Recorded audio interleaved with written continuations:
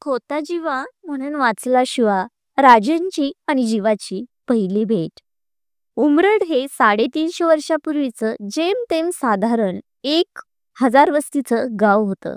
तिथले सुभेदार तानाजी मालुसरे यांचे हे गाव. या गावामध्ये 4 चौकी त्यांचा वाडा होता.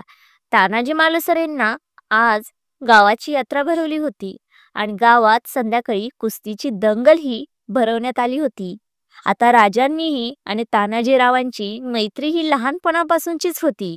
त्याच्यामुळे विसरून फुटायचं होतं त्यावेळी जे ते सवंगडी या नावाजलेल्या पैलवानाची त्यांची वस्ताद होते.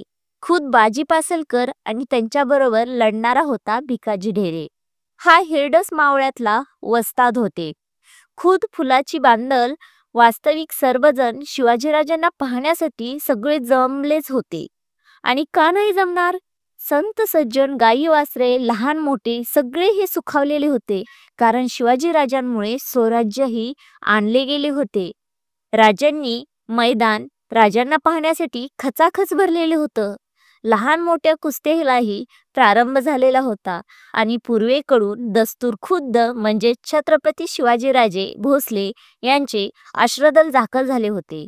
राजांनी पांढरा अंगरखा घातलेला होता, तसाच कृष्णा घोडीवरती राजे स्वार झाले होते आणि कमरेला तलवार बांधली होती. जणू सह्याद्रीचे दैवत ते भासतच होते. त्यांनी खाली उतरले. तानाजीराव आपल्या फौजेसह राजांना भेटण्यासाठी वाटेवर थांबले होते. राजांनी तानाजीरावांना जाऊन मिठी मारली. तितक्यात खबर आली की बाजी पासलकर यांच्या गावी नरभक्षक वाघाने हल्ला चढवला होता. त्यात लखुपिरड स्वतः वाघाचे 4 हात करायला गेले. वाघाने त्यांच्या पायाला जबरदस्त दुखापत केली. मात्र वाघाला नुसत्या हाताने धार केलं लखुपिरडनं. हे ऐकून मैदान तर शांत झालेच होते. खूप असेल असे लोक कुस्त्या पाहायला आलेले होते आणि तेही चालून आले होते. आता भिकाजींना 10 शेर वजनाची कडं आयुक्त बक्षीस मिळणार होतं, तेही राजांच्या हस्ते. लखुपिरडनं काल नुसत्या हाताने वाघाला ठार केलेलं होतं, पण त्याच्या पायाला जवळ दुखापत झालेली होती, म्हणून तो आज काही लढूच शकणार नाही. याची वात असा कोण आहे जो या भिकाजींना 2 हात करू शकेल? असेल तर समोर या. ही घोषणा ऐकून मैदानाच्या पश्चिमेकडून कुजबूज सुरू झाली. एक झाल्यासारखा उंच पुरा रागडागडी कपडे काढून लांग चढून मैदानात येत होता. सर्व लोक जोरात ओरडत होते. त्याला पाहून राजे सर्व पाहतच होते. तितक्यात कोणीतरी किंचाळले, आला रे आला. जीवाला. राजांनी तानाजीरावण पाशी पाहिले. त्यांची चौकशी केली. तानाजी म्हणाले, राजा यो जीवाजी आपल्या इकडचाच आहे. कुस्तीत लय भारी आहे. याचा दांडपट्टा तर लईच चूक. फक्त परिस्थिती नाही. याचं वडील आपल्या थोरल्या महाराजांच्या संगतीला होते. निजामशाहीचा दंगा झाला तेव्हा त्यांचा उजवा पाय निकामी झाला. त्यामुळे त्यांनी जीवाला तयार केले. हे ऐकून राजांच्या चेहऱ्यावरती एक हास्य आलं आणि कुस्तीची सलामी जडली. भिकाजीनं डोक्यावर डोके टाकून जीवाला नमवण्याचा प्रयत्न केला.